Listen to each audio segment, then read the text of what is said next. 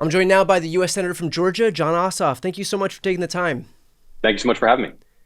So I want to get your reaction right off the bat to this new scandal that's emerged out of the Trump administration, which looks a hell of a lot like a scandal that's emerged back in 2016, and that is that there were numerous members of Trump's cabinet, including his vice president, who decided to start a group chat on Signal to discuss their war plans and accidentally, recklessly included a journalist in those discussions. Your reaction right off the bat to that? My first reaction, and I read the article on the plane back up to Washington today, was what absolute clowns. Total amateur hour, reckless, dangerous. These are literally the people in charge of safeguarding classified information and national security information, who should know better than to use Signal on their unclassified devices to discuss these things at all. And they added a national reporter to the chain.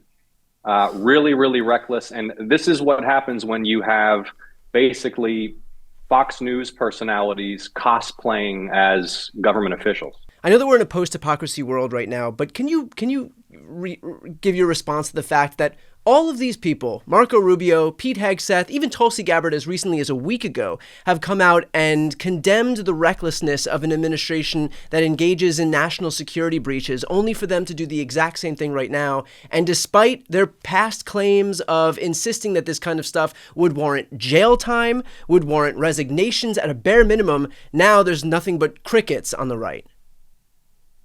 Yeah, look, I mean, obviously the hypocrisy would honestly be comical if this weren't deadly serious. I mean, we're talking about war plans. We're talking about the execution of lethal military operations and the discussion of intelligence. It's so amateurish. I mean, I don't think that Veep would have scripted it. Yeah. And it's really alarming, and it speaks to how unserious they are about doing their jobs in any kind of conscientious or responsible way. You don't think that Veep would have had fist and fire emojis with American flag emojis in response to a war plan group chat that included the editor-in-chief of the Atlantic? You think that even a little bit too much for Veep? Like, they added a reporter to the chat. Right. I mean, if when my family members text me about dinner plans, I tap and check to make sure that the right people are in the chat, and they're talking about making war. Yeah. And, it's stunning. And so from a political perspective, because we have lived through the last decade where Republicans made their rally cry Hillary's emails and the apparent recklessness of the Democratic Party and how all of our safety and lives were in imminent danger as the result of Hillary using an unclassified email server. What is the political response now that we should see and that we would hope to see from the Democrats in light of what we've just seen from the Republicans? Well, on Tuesday, I'm going to have some of these same folks testifying in front of me in the Senate Intelligence Committee.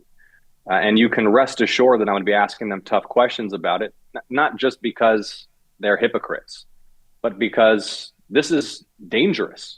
Right. This is a recklessness, a level of amateurism that puts our national security at risk. Now, with regard to the Democratic electorate more broadly, what we would expect to see, there is a lot of angst and consternation and unhappiness, to speak plainly, about the way that the Democratic Party more broadly has been responding, and a general lack of fight among the Democratic caucus in the House and Senate.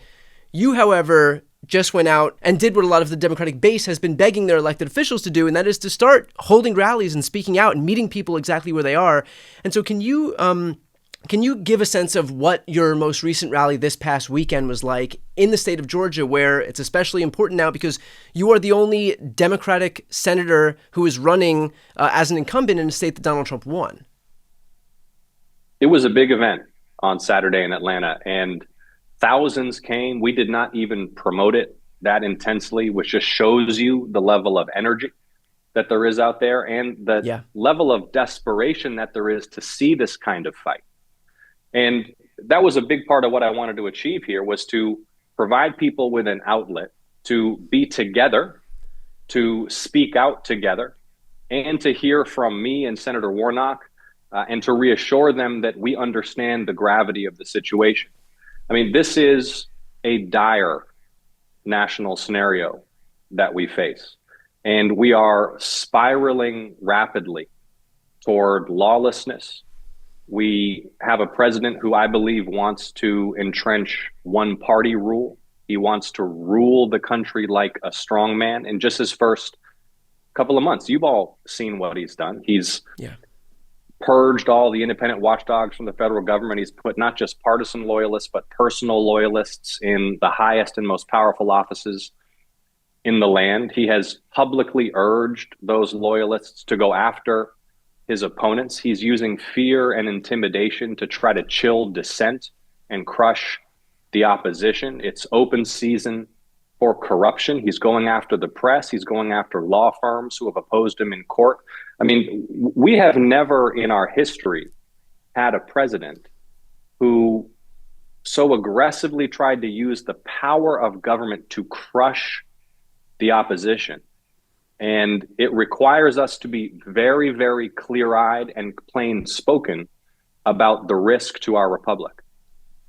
Well, look, obviously, this is a target-rich environment in terms of what the Trump administration is doing wrong, who the cast of characters is that are growing increasingly unpopular.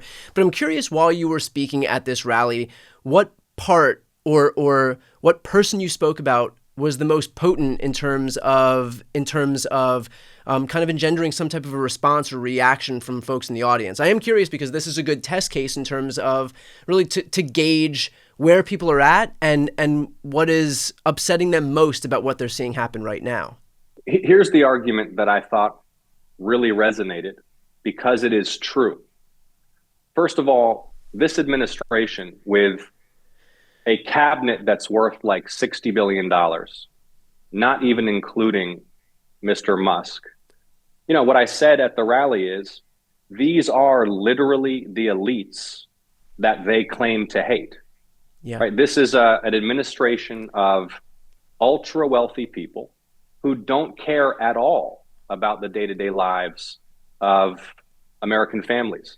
And you can see by what they're doing, right? They're doing nothing but addresses the public's concern about healthcare or childcare or housing or the ordinary things that consume the attention of American families. It's all revenge and invading Greenland and owning the libs and culture war and, you know, trying to expand the power of the presidency beyond anything comparable in American history. And open season on corruption, where you've got the White House as a Tesla showroom, the Secretary of Commerce pumping up Tesla stock while Elon Musk's money is what is used to keep Republican senators in line. But the other part of the argument that I think we have to make as Democrats is that corruption goes much deeper than Donald Trump and the Trump administration. And in fact, the depth of corruption in American politics over the last few decades is why we have Trump to begin with. And post-Citizens United, the way that Congress is captured by moneyed interest, the way that super PACs intimidate members of Congress to vote in line with certain industries and certain interests, that's so distorted public policy that now you have the fertile soil for a demagogue like Donald Trump to rise and say he's going to tear it all down. But the truth is that he's not trying to unrig a rigged system. He's trying to re-rig it for his benefit and the benefit of his political allies. So I know this is a bit of a big question, a bit of an insurmountable question right now, but in a moment where it's so clear that money in politics has just been so ruinous to this system, the introduction of somebody like Elon Musk is only going to exacerbate that problem. I mean, right now we're watching as he hands out $100 bills to people in Wisconsin who are looking to persuade them to vote for the conservative candidate Brad Schimmel over Susan Crawford. And so this problem is only getting worse as more and more of these oligarchs come into the political process and recognize that, hey, if I spend a little bit of my money here, I can actually rig the rules of the game so deeply, entrench them so deeply in my favor that the results of this are going to so far outweigh any money that I've spent. I mean, you look at how Elon has really eliminated any barriers in terms of all of these different agencies that were regulating him or levying fines on him, whether it was the EPA, the NLRB, the Department of Labor, the Consumer Financial Protection Bureau, which would have had oversight onto his payment processing on X. USAID was investigating Starlink as it relates to the Russia-Ukraine war. All of that is gone now. And so, yes, he had a huge investment of $250+ billion into this presidential election, but really now, not only does he own the president of the United States, but he has carte blanche to barrel ahead with no regulation, no oversight whatsoever. And so you can make the argument that it was worth it for him. People are going to see that, and they're going to want to replicate that process. And now that the guardrails are gone, Trump is clearly inviting more people into the process who can replicate the exact strategy that Elon is benefiting from right now. And so back to the initial question here is, in a moment where it's so clear that money in politics is the problem, how do you step away when Trump and his administration are only further entrenching this very problem? And by the way, I saw a report today considering corporate sponsorships for the White House. The Easter egg roll. Easter egg roll, right? So, I mean, they are taking the corruption and the kleptocracy to a whole new level. But the argument that we have to make is, yes, Trump is an authoritarian who is acting outside of the law, defying judicial orders, threatening judges, posting things publicly like, if he does it to save the nation, I'm paraphrasing, then it's not illegal. I mean, He is flaunting his contempt for the rule of law. And we have to talk about how he represents a threat to the republic. But we also have to be more than just guardians of institutions. We have to talk about how this system is broken. And unless we take seriously a reform agenda that addresses the corruption in the campaign finance system, especially post-Citizens United, that grapples openly with the fact that both parties are in the thrall of this kind of money, and that the public's interest will not be served until we get these vast, often secret, unaccountable sums out of our political system, then we're not going to be able to make progress addressing the issues that people really do care about. Perfectly put. I am curious, at your rally, when you speak about these broader issues of the Trump administration basically bucking the very thing that they promised their constituents or their voters that they would bring. I mean, look, we watched in Trump's first term when he ran on a populist platform, and yet instead of delivering this infrastructure package, instead of delivering a middle-class tax cut, instead of delivering a manufacturing renaissance, instead of delivering a jobs boom, instead of delivering a healthcare plan that was both cheaper and more comprehensive, all he gave was a tax cut that overwhelmingly favored millionaires and billionaires. That happened. Now we run another populist campaign where he's out there promising that he hears his audience, he understands their pain, he feels them, he knows that the rent is too high, that housing is too high, that groceries are too high, that eggs are too high. Now he gets into office and immediately exacerbates all of that pain by launching a trade war that was completely voluntary and serves no purpose other than helping his ego.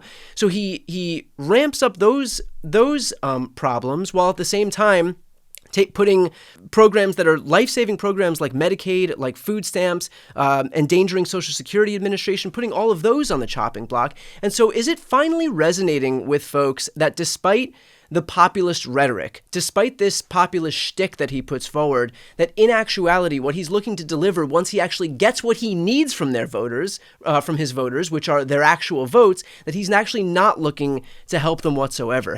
Did that message resonate? Were there folks in the audience who may have fallen for it only to recognize what he's actually about? I think that it is starting to resonate, but it's an argument that we have to make every single day. Yeah. The Trump agenda is basically four things. It's tax breaks for the ultra wealthy. It's rounding up immigrants. It's taking personal revenge and expanding his power. Those are the only things that he is interested in doing and that he is doing. And the way that he is opening the floodgates for an unprecedented level of corruption while neglecting the interests of ordinary people presents us with an obligation and an opportunity to demonstrate that he's a con man and a fraud. But we also have to have solutions of our own.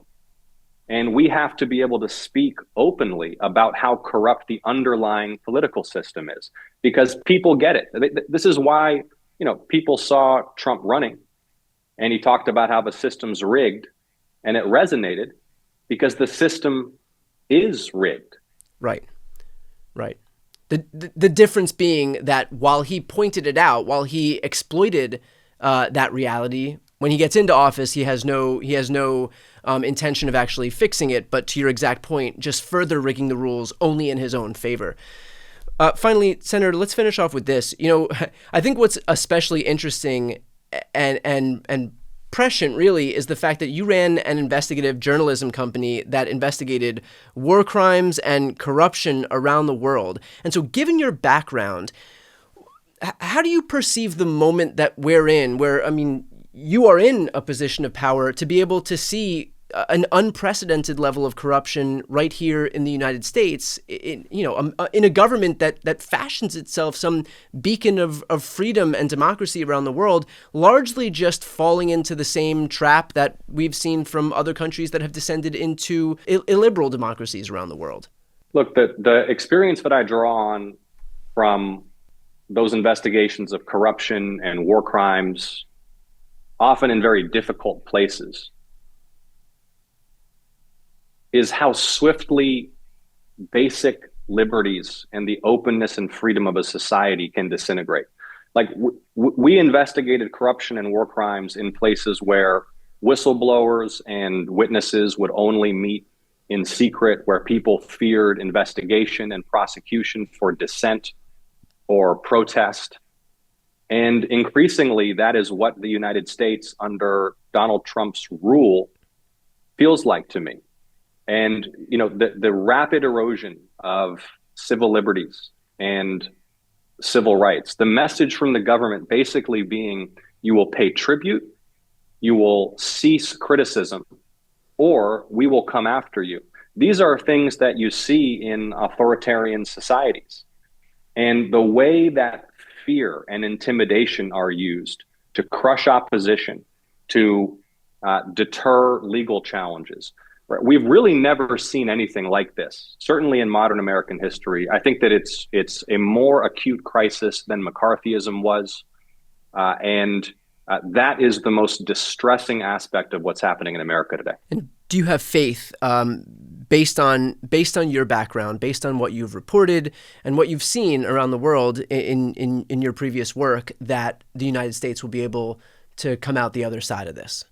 Yes, provided the people demand it, organize effectively and with unity, and both put immense pressure peacefully on elected officials now and demonstrate that there is an unstoppable landslide coming in 2026. And one of the things that I think is important for me to say is, like, there is no magic button that I or other elected Democrats right now could push to simply put a stop to all of this that we're not pushing. I would have pushed it on day one. Now, we have a job to do, to use the legislative tools at our disposal to mitigate the harm, to slow things down, to use the platforms that we have as leaders to persuade the public that this administration's agenda is dangerous and is hurting people. And we have to rally the public in opposition so that elected Republicans in Congress see that they have awakened a sleeping giant, right? The more that citizens are turning up at town hall meetings and asking tough questions, the larger these rallies and these peaceful protests grow, the more it becomes clear that we are going to win in a landslide come the midterms. The more Republicans in Congress will start to realize that hitching their wagon to this guy out of fear of Elon Musk's money is a losing strategy. And that will narrow their scope to get big, dangerous things done legislatively in Congress. Well, look, I don't want to ignore the importance of what you've been doing, including what you just did this past weekend, which is getting out there, holding a rally, showing people that you're willing to fight and that you're willing to meet this moment with the urgency that it deserves. I think that is exactly what people are looking for, and it gives a sense that our elected officials actually understand the gravity of what we're seeing right now in Washington. So I appreciate you doing that, and I hope that we'll see more of that from you, and I also appreciate you taking the time today. Thank you, brother. Appreciate it.